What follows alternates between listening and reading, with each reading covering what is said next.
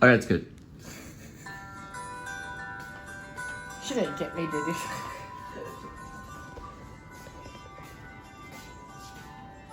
There, get back in here to get my roll. Please subscribe show. YouTube Cole Spivey. Yeah, man. All right, it's May 18th, and I'm just filming, filming or videoing. Looks like kind of by the Altamira, not too far from the air base, naval air base over here. You can see Richmond Mall. It's right over that way where I saw Hugo, the little cartoon they made, little 3D. My mom and I got some 3D glasses and sat down and watched a little Hugo. You ever seen Hugo? That's it right there. They got the rave. It's a little mall right there. Linda was talking about it earlier. But it's right in there.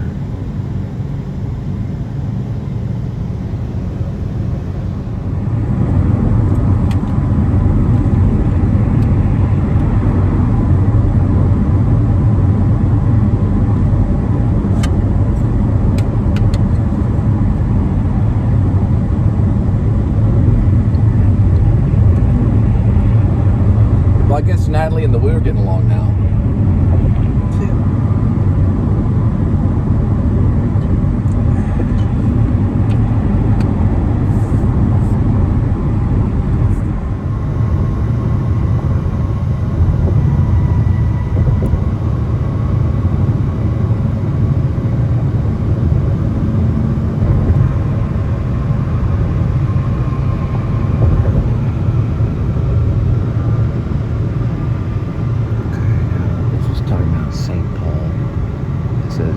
Man lives on every, I guess, word of the Lord. So St. Paul, a Lutheran.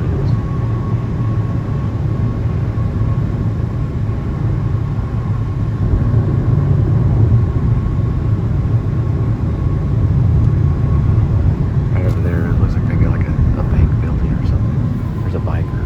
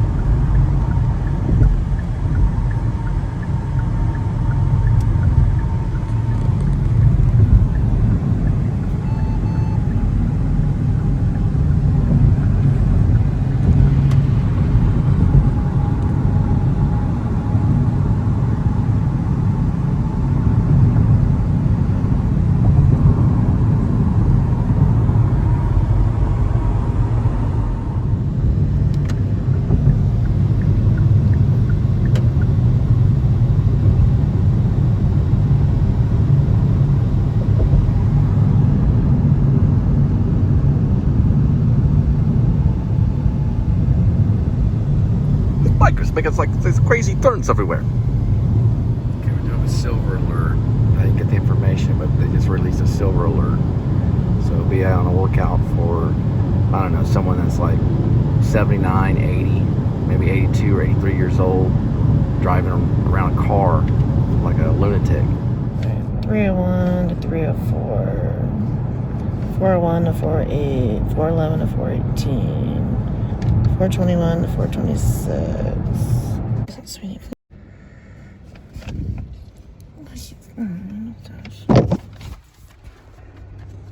Like this. See, quit it. Please. I need to wax this. Shut up. Please. You don't need to wax it. It's fine. No, it's not. Look how bad it is over there. It's okay. It's not. It doesn't matter. That stuff. That doesn't do. That's no. 421, 426. Self-conscious.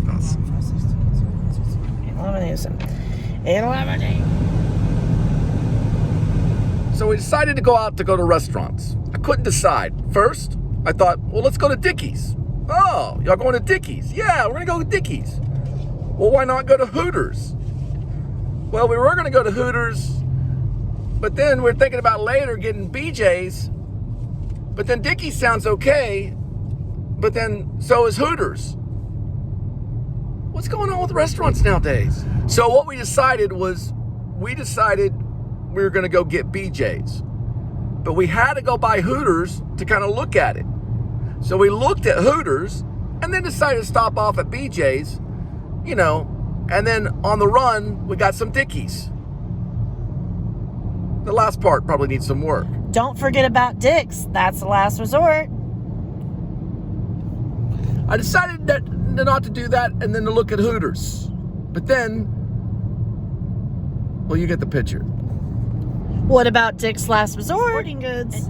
Okay, I'm sorry. What was that? Dick's Last Resort. The bar. And then afterwards, you can go to Dick's Sporting Goods. Oh, I see. So you like to go by Dick's. So you want to go get Dick's, and then I like to get BJ's, and sometimes go by and look at Hooters. They're good restaurants. Oh, no, we're going by kind of like a church. We're going to get quiet. This is actually Trinity. Those are all restaurants, by the way.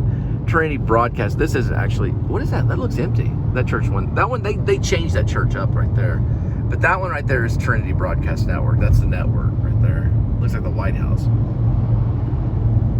So the Dick's Last Resorts, they're really mean to you, right? Obnoxious. They're mean. They're basically dicks. It's not like when you go into Hooters, you go, you know. We got kicked out of Hooters one time, didn't we? Because of Linda. I got mad. All right, what are we doing on time-wise? No, we got a little bit of time.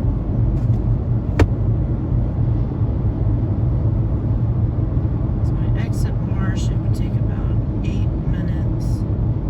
Now we need another 20, so we need at least 20 minutes. Damn. Their entrees are. We'd have to go through the Right.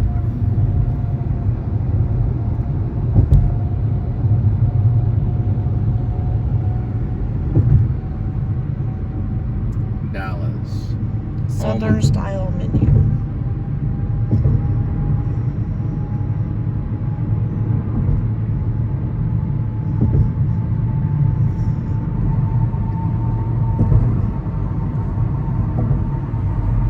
Of course, me being a parent, I don't recommend Dr. Sleep. Not if you're a parent. The acting is so good, especially with this young kid actor. I don't know his name or anything, but the acting is so real that's the horror. It's not really gory. I didn't see hardly a lot of gore. There's some stuff where they refer back to the Overlook Hotel and the incidents that happen in that room, the room number. It changes from the movie to the book. There's two different numbers on the room number. But there's a woman in there that's like a ghost figure that's been dead and comes back and all this stuff. Some of that is a little gory, but the acting is so good that it's horrifying with this young kid, where there's this kind of ritualistic thing that happens. So I don't recommend the movie. I'm sorry. I have to say, some movies, there could be violence or blood and gore in movies, and the way that it's done makes a big difference. But in this case, it's not really a lot of gore. It's just the acting rings in my ear. I'm not saying the acting is bad. The acting is really good. It's so good that I don't recommend the movie. And I think it goes a little too extreme because it's painful. It's a painful thing. But it's about these people called the Not People. Stephen King wrote it. I heard about this when it first came out. He was going to do a sequel to The Shining. I was like, wow, this is going to be great. Well, Danny's older, and he's Ian McGregor. Ian McGregor's playing Danny Torrance. And he has some of the same abilities, pretty much even gone a little bit further on the abilities, the psychic abilities and prophetic abilities and the abilities that he has that are supernatural abilities. And there's a group of people that they're travelers. They travel on like camper vans or RVs and things.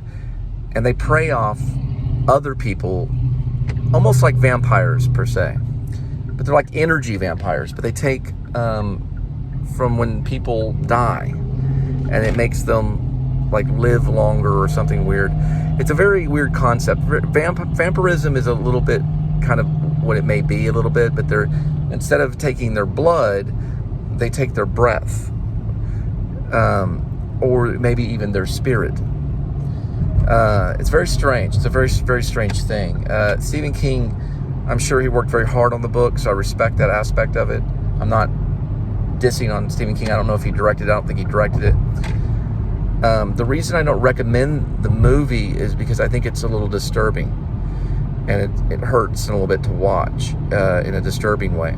But I do recommend probably, Stephen King, of course, he's a genius. He's been writing for a long time. I have not read the book, but I have read several of his books, including Misery, The Stand, unabridged version of The Stand. I read all that.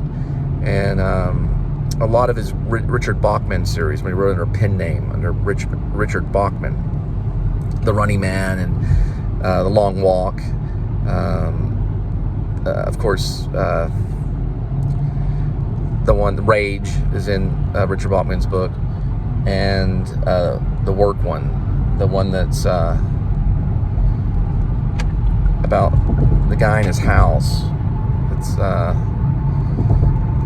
they're wanting to move his house to another location, or they're wanting to have him get out of his house, and the city's closing in, whatever that one's called. There's 4 of them in the Richard Bachman, starting with The Running Man. Or no, I'm sorry, starting with The Long Walk. Sorry about that. The Long Walk is in the Richard Bachman series, and then it goes into Rage, and then the Running Man, and then the Work one. Whatever the 4th one is, but anyway. Also, I have read most of his, which is I recommend this one, Different Seasons. I used to call it 4 Seasons. It's called Different Seasons. And that one is the one with the body, which is based on Stand By Me. That one's a pretty good one. But what's interesting about the Different Seasons, which was Stephen King's genius time in writing, is how he organizes the stories and lays them out in book form. So we have, starting off, there's different seasons. They also are told in a different way. So it's not just fall and spring and things like that. It's not like that. It starts off, of course, with Shawshank Redemption. And I actually worked with Frank Darabont. I was a background artist, and I got to get directed by him a little bit. Frank Darabont took that movie and made it probably one of the best movies of all times. Shawshank Redemption with Morgan Freeman and Tim Robbins. But I believe that one starts off, and I read I think a lot of it, a big chunk of it. It's very detailed, very much like the movie. It's a funny story about Stephen King. He was in a grocery store, and this lady knew that he was there or something. I met Bert Shavitz in a grocery store, but he's the CEO or the owner of Burt Bees. Stephen King was in this grocery store. I've never met Stephen King, but it'd be cool to. But anyway, this lady was there, and he was in earshot of this lady. And she said, "Oh, Stephen King, he's so gory, all his stories. I tell you what," and Stephen King was right there, "I tell you what, I tell you a good story. I'll tell you a good story. That Shawshank Redemption, that's a good story." And Stephen King looks down, and the lady says, "Well, I wrote that." And the lady looks up at him and goes, "No, you didn't." But the thing is about him, you stole my story. The layout of it, I think it's like fall into, I'm trying to think of spring into innocence or something like that. The way that it's written is interesting, as in the titling, and then also the story is good. But Shawshank, I believe I want to say that's not the summer one. The summer one is the body. That's with the kids. That's Stand By Me.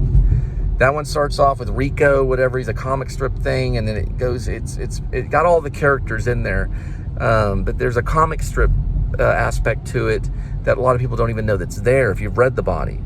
It's not like Stand By Me. And so I'm not going to say anything about the book that he writes ever when it comes to the movie. For example, Dr. Sleep. I'm not going to say anything about the book because I didn't read it. But the first one, I mean, I'm not saying the first one, but the collection, the different seasons I did read, which does have The Body, which I actually was inspired to write my own version, which was called The Catnappers, which is about kind of my childhood, which I wrote and published under my pen name, Ash Cole, on Fiction Press. But regardless, if you look at the layout of the different seasons, it goes through all the different seasons, starting with, I would guess Spring Awakening or something like that. And that would be maybe Shawshank Redemption, because it's about this redemption. Then I think The Body, I'm just going by memory, but it's something like The Summer of Innocence or something like that, or so The Loss of Innocence, or the Summer of Innocence. Then it goes into Apt Pupil, right? Apt Pupil, which is, maybe that's the Summer of Innocence. That might be the Summer of Innocence. I maybe think of Spring might be The Body. I'm gonna look this up and tell you guys. Anyway, I've analyzed it before. Anyway, the last part of it, which is really good. I read this one too. I recommend this one. It's called The Breathing Exercise, and it concludes the different seasons. Pretty good one. It's about a pregnant lady that they get in a car. This is the winter. It's the winter time, so it's the winter time. They all have different seasons. In the winter time, and she gets in a car accident. Her head gets severed, but she's still able to give birth by coaching her own body. And they haven't done like a movie or anything on this. Some stuff similar on Creepshow, but I don't think that they've done it yet. But she's able to stay alive long enough to coach her own body into birthing the child, so the child lives.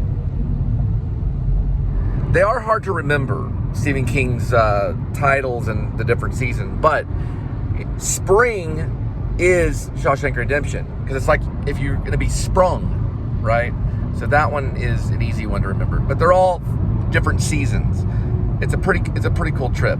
Going from, the order is Shawshank Redemption, and then going into The Body, and then going into Apt Pupil, which I think that one might have to do with summer, because he's off for the summer and he's learning from this Nazi guy that was once kept in a POW camp in Maine, which they really did this stuff.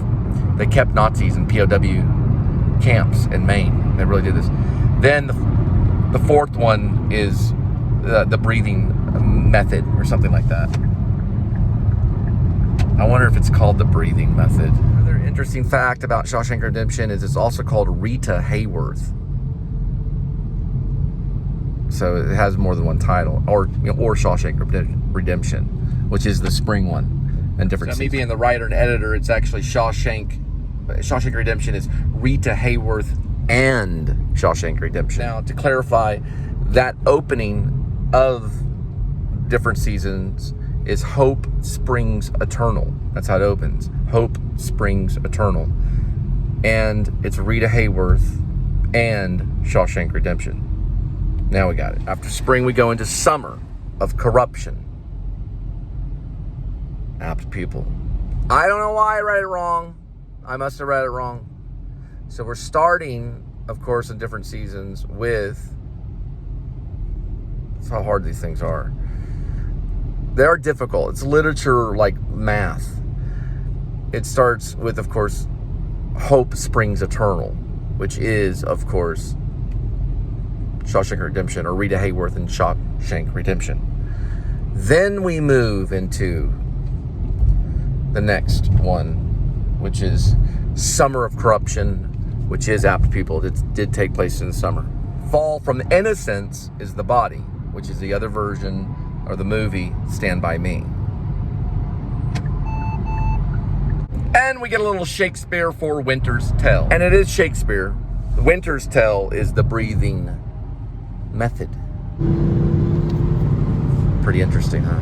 The breathing method is very interesting. It's a very interesting story. I did read it. I read it late at night throughout a time when I was working at a bank. I was a banker, just like the protagonist in Shawshank. Well, not exactly like him, but I read it and remember some of it. It is almost sometimes comical. So I read the breathing. I read it kind of out of order. Read them all, a little bit out of order. The breathing method I read, I think, first because I was interested in it. So I started reading that one. Then I switched over to the body, which is the summer. No, I'm sorry. I'm sorry. I said the body is. I kind of have to say them in order. The Fall from Innocence.